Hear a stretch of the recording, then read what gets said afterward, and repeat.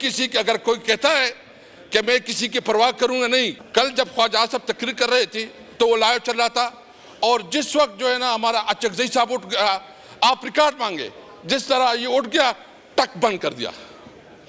ये पूछ लो कौन करता है? आप हुकूमत की पॉलिसी वाज़ेह करे कि बलूचिस्तान को कैसे हैंडल कर रहे हैं। इनके हाथ से बलूचिस्तान निकला जा रहा है। आज जो है ना पूरी बलोच की आवाम जो है ना वो मारंग बलोच के साथ है। खुदारा इस मुल्क के साथ रहम करे। मैं तो देख रहा हूँ कि इस मुल्क में जो ना खाना जंगी की तरफ जा रहा है। मैं तो देख रहा हूँ कि मुल्क अनारकी की तरफ जा रहा है। आपका शुक्रिया अदा करता हूँ, आपने टाइम दिया है। सबसे पहले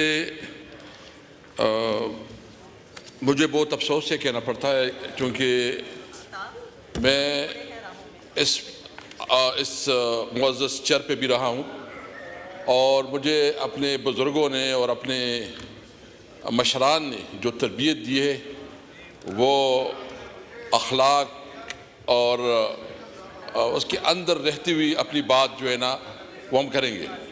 तो चूँकि इस वक्त ख्वाजा साहब नहीं है तो मैं डिटेल बात उसके सामने करूँगा जब वो होगा, लेकिन कुछ एक दो पॉइंट ऐसे हैं कि मैं उसकी गैर मौजूदगी में उसने कल उठाए हैं, मैं करना चाहता हूँ। सबसे पहले उन्होंने कहा है कि चूँकि वो माइक पे नहीं था लेकिन उसने कहा कि मुझे इशारा किया कि तुम टुबैको माफिया का नुमाइंदा हो। मेरा ताल्लुक स्वाबी से है। स्वाबी में 55% ये जो है ये टुबैको ग्रोविंग एरिया है और जब से पाकिस्तान बना है यहाँ पे हमारे लोगों की इकोनॉमी, हमारे लोगों का रोज़गार, हमारे लोगों का सब कुछ वो टुबैको ही है। मेरा टुबैको के साथ ज़ाती तौर पर कोई ताल्लुक़ नहीं है, न मेरा कारोबार है न मैं इस मामले में इतना समझता हूँ। अगर किसी ने बताया कि मेरा कोई टुबैको कारोबार है या बिजनेस है या मैंने खुद टुबैको ग्रो भी की हो तो मैं जिम्मेदार उसके लिए। हाँ, ये मेरी रिस्पॉन्सिबिलिटी है कि मैं अपने इलाके की नुमाइंदगी करूँगा, अपने इलाके की आवाज़ बनूँगा और अपने इलाके की जो मुझे भेजा गया है मेरी रिस्पॉन्सिबिलिटी के मैं उसके लिए। उन्होंने बताया, स्पीकर साहब मैं आपके नोटिस में लाऊं, जब मैं स्पीकर था और हमने एक एग्रीकल्चर कमेटी बनाई थी तो उसमें हमने शब्बर ज़ैदी को बुलाया, उसको हमने कहा कि आप बताएं। उन्होंने टुबैको प्रोडक्ट पे एक होती है फिनिशिंग गुड, एक रॉ मटेरियल होती है, तो जो टुबैको रॉ मटेरियल पे उन्होंने 10 रुपए से लेके उन्होंने 300% जो है ना बजट का इजाफा किया, टैक्स का इजाफा किया, 300% टैक्स का इजाफा किया। हमने उनसे स्टैटिस्टिक मांगे कि आप बताएं कि ये जो आप लोगों ने 10 रुपए से लेके 300% जो आपने अपना ये टैक्स में इजाफा किया है, क्या इसमें टैक्स रेवेन्यू में कोई खातिरख्वाह फ़ायदा हुआ कि नहीं हुआ है? तो जो हमारे स्टैटिस्टिक है उसके मुताबिक 2017-18 में ये फैसला हुआ था और उस वक्त 77 बिलियन रेवेन्यू था, 77 बिलियन। जब हमने फैसला किया, बल्कि मैंने फैसला नहीं किया, पूरी कमेटी ने फैसला किया, पूरी एग्रीकल्चर कमेटी ने फैसला किया। तमाम एग्रीकल्चर कमेटी के फैसले के बाद जो हमने 300 से लेके हमने वो 10 रुपये करवाया तो उसकी जो आमदन थी वो 177 बिलियन से बढ़कर 134 बिलियन तक पहुंच गई। ये एफबीआर की स्टैटिस्टिक है। 77 बिलियन से वो चले गए 134 बिलियन पे और 2023 में वो पहुंचे हैं 160 बिलियन।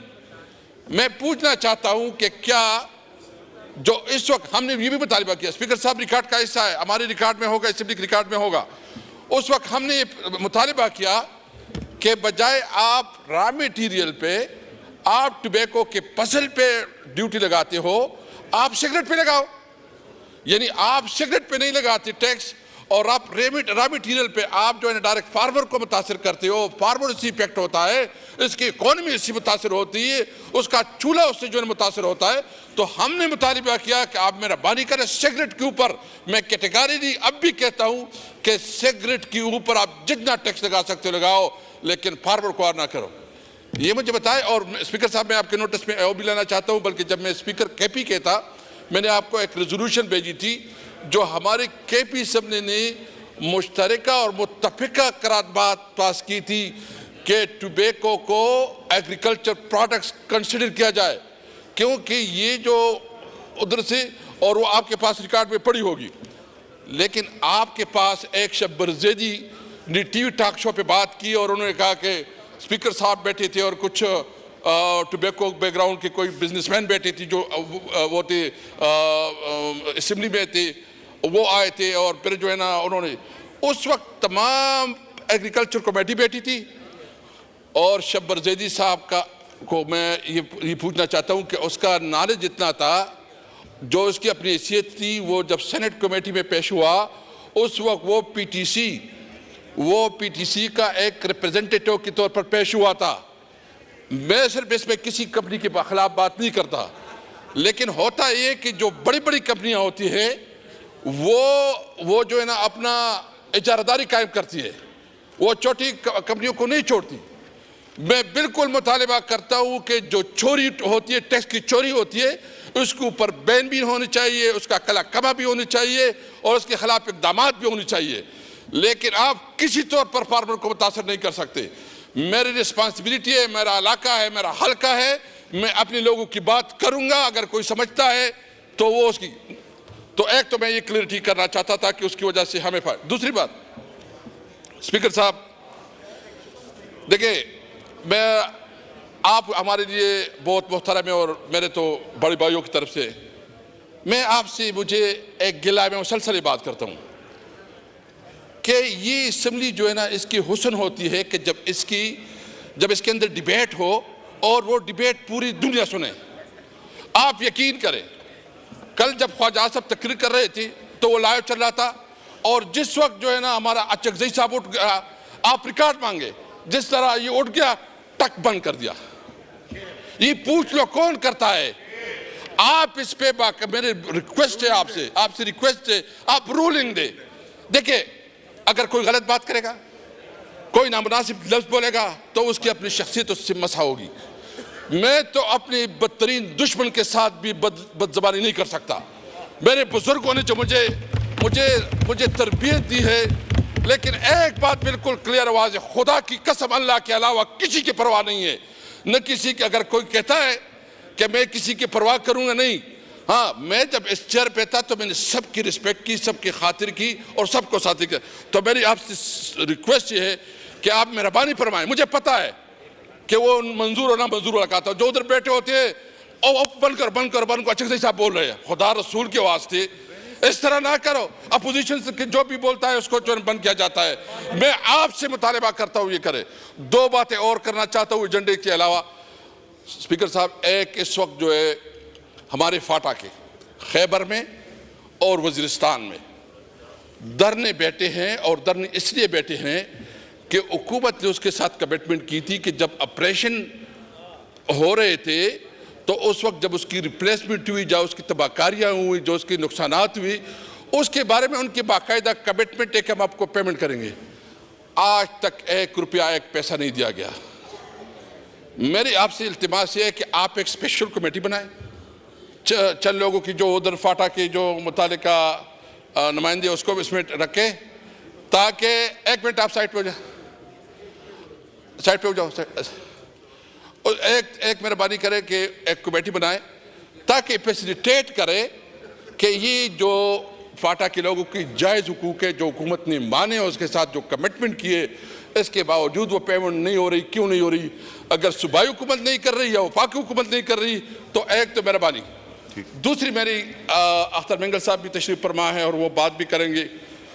जो बलूचिस्तान में हुआ, मुझे अफसोस इस बात पे है कि बलूचिस्तान में इतनी ज़्यादा सीरियस वाक़यात हुई, इतनी ज़्यादा जो है ना, यानी हमारे फौजी मरे, हमें इस पर अफसोस है। अगर पंजाब के मजदूर मरे हमें इस पर अफसोस है, हम इसकी मजम्मत करते हैं, लेकिन बलूचिस्तान में जिस तरह हुकूमत हो रही है और जिस तरह बलूचिस्तान में रवैया रखा जा रहा है, उस दिन बात हुई, कोई हुकूमत की तरफ से कोई नुमाइंदा नहीं बोला।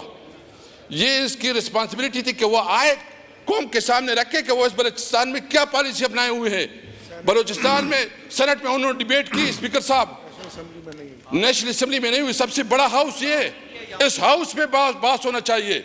मेरा मुतालिबा ये है कि अख्तर मेंगल साहब आज हैं, उन्होंने रिक्वेस्ट भी की है, आप इसको बात भी करने देंगे। आप हुकूमत की पॉलिसी वाज़ेह करें कि बलूचिस्तान को कैसे हैंडल कर रहे हैं। इनके हाथ से बलूचिस्तान निकला जा रहा है।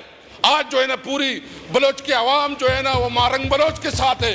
एक बेचारी एक खातून, एक बच्ची, और इसके खिलाफ ये प्रोपेगेंडा शुरू किए हुए हैं कि जो मारंग बलोच जो है ना दहशतगर्द को सपोर्ट कर रहे हैं, ये कर रहे हैं। बहुत अफसोस है, खुदारा इस मुल्क के साथ रहम करे। मैं तो देख रहा हूँ कि इस मुल्क में जो ना खाना जंगी की तरफ जा रहा है। मैं तो देख रहा हूँ कि मुल्क अनारकी की तरफ जा रहा है। मेरी उम्मीद है आपसे स्पीकर साहब, आपका चेयर बहुत इंपॉर्टेंट है, इस पे डिबेट करवाएं, इस पे डिस्कशन करवाएं, सोल्यूशन निकलवाएं, ताकि हमारे जो बलोच भाई हैं, जो हमारे फाटा के भाई हैं, इनको एहसास हो कि पार्लियामेंट में उसकी बात सुनी जा रही है।